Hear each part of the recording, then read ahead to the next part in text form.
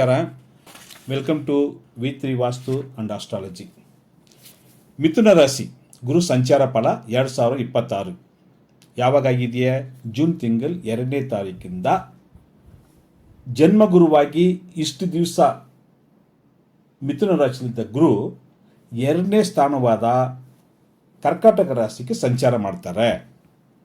ಈ ಸಂಚಾರದಲ್ಲಿ ಯಾವ ಥರ ಫಲ ಇರ್ತು ಅಂದರೆ ತುಂಬ ವಿಷಯ ಒಳ್ಳೆಯ ಫಲ ಅಂತ ಹೇಳ್ಕೋಬಹುದು. ಯಾಕೆಪ್ಪ ಅಂದರೆ ಲಾಸ್ಟ್ 1 ವರ್ಷವಾಗಿ ಈ ಗುರು ಜನ್ಮ ರಾಶಿಲಿ ಇದ್ದು ತುಂಬ ತೊಂದರೆ ಕೊಟ್ಟಿರ್ತಾರೆ ಮಿಥುನ ರಾಶಿನವ್ರಿಗೆ.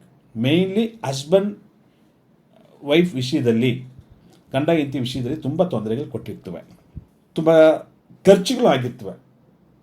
ಹೆಂಡತಿಗಾಗಿ ಖರ್ಚು ಮಾಡಿರೋದು, ಮಿಸ್ಅಂಡರ್ಸ್ಟ್ಯಾಂಡಿಂಗಿ, ಆಮೇಲೆ ಸ್ವಲ್ಪ ಜನಕ್ಕೆ ಹೆಂಡತಿಗೆ ಅವರು ತವ್ರ ಮನೆಗೆ ಹೋಗಿರ್ಬೋದು, ಜಗಳ, ತುಂಬ ವಿಷಯ ಆಗಿತ್ತು ಬಿಡಿ. ಅದು ಆಗಿರೋ ವಿಷಯ ಆಗಿವಾಗ ಇರಲಿ.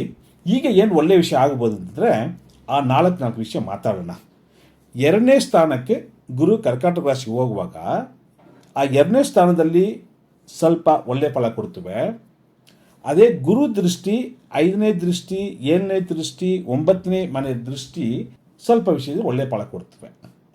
ಇಷ್ಟು ದಿವಸ ಸರ್ ನಮ್ಮ ಮನಸ್ಸೇ ಸರಿ ಇಲ್ಲ, ಏನೋ ಒಂಥರ ಬೇಜಾರಾಗಿದ್ದೀನಿ, ಟೆನ್ಷನ್ ಇರ್ತೀನಿ, ಮನಸ್ಸು ಒತ್ತಡ ಇತ್ತು, ಒಂಥರ ಇತ್ತು, ಆ ಥರ ಯಾವ ವಿಷಯ ಮಾಡೋದು ತಡೆ ತಾಪತ್ರ ಇಂಥ ವಿಷಯ ಪೇನ್ ಮಾಡಿ ಫ್ಯಾಮ್ಲಿಲಿ ಏನೋ ಒಂದು ಹ್ಯಾಪಿನೆಸ್ ಇಲ್ಲ ಅಂತ ಯಾರು ಅಂದ್ಕೊಂಡಿರ್ತೀರೋ ಇಂಥವ್ರಿಗೆಲ್ಲ ಇವಾಗ ಆಗೋದು ಒಳ್ಳೆಯ ವಿಷಯ.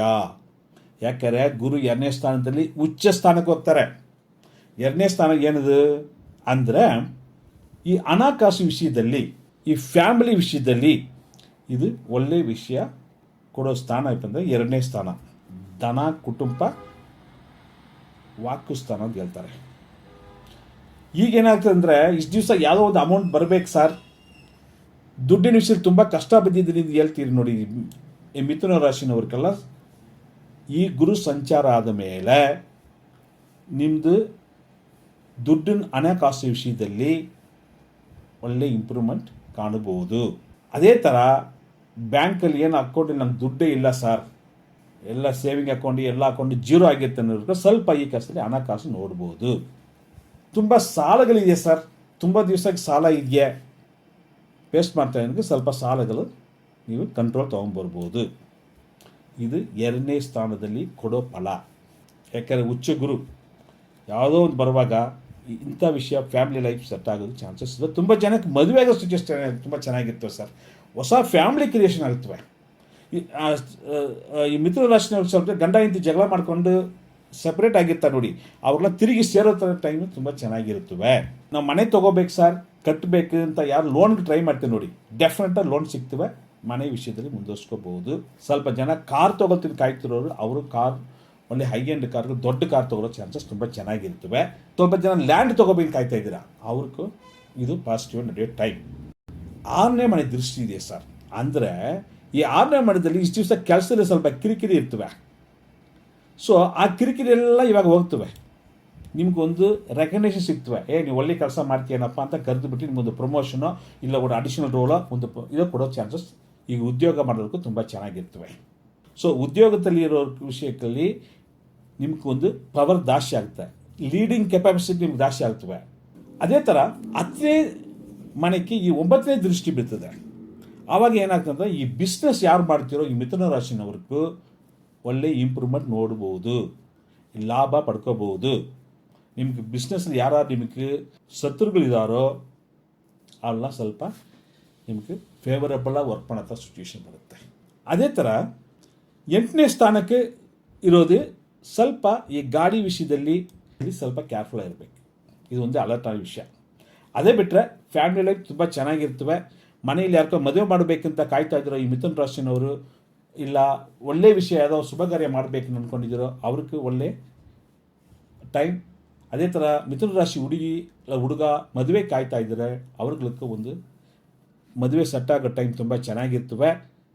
ಸೊಸೈಟಿಯಲ್ಲಿ ನಿಮ್ಮ ಮಾತುಗೊಂದು ಮರ್ಯಾದೆ ಜಾಸ್ತಿ ಕೊಡ್ತಾರೆ ಸರ್. ಸೊ ಅದಕ್ಕಾಗಿ ಏನು ನಾವು ಭಯ ಬೀಳಬೇಕಾಗಿಲ್ಲ.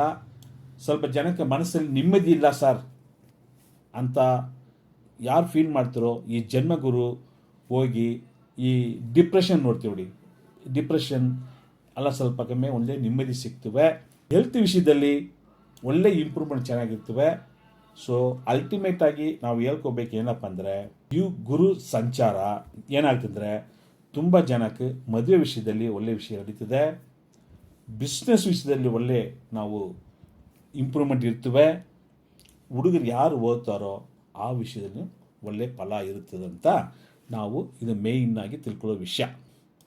ಫುಲ್ ನಮಗೆ ಡೀಟೇಲಾಗಿ ಬೇಕು ಸರ್ ಅಂತ ಯಾರು ಅಂದ್ಕೊಂಡಿರ್ತೀರೋ ಒಳ್ಳೆ ಆಸ್ಟ್ರಾಲಜರ್ ಕನ್ಸಲ್ಟ್ ಮಾಡಿ, ಇಲ್ಲ ನಮಗೂ ಡೈರೆಕ್ಟಾಗಿ ಕಾಂಟ್ಯಾಕ್ಟ್ ಮಾಡಿದರೆ ಆ ಥರ ಏನು ಸ್ವಲ್ಪ ತುಂಬ ವಿಷಯಗಳು ನಾವು ಡೀಟೇಲಾಗಿ ಮಾತಾಡ್ಬೋದು.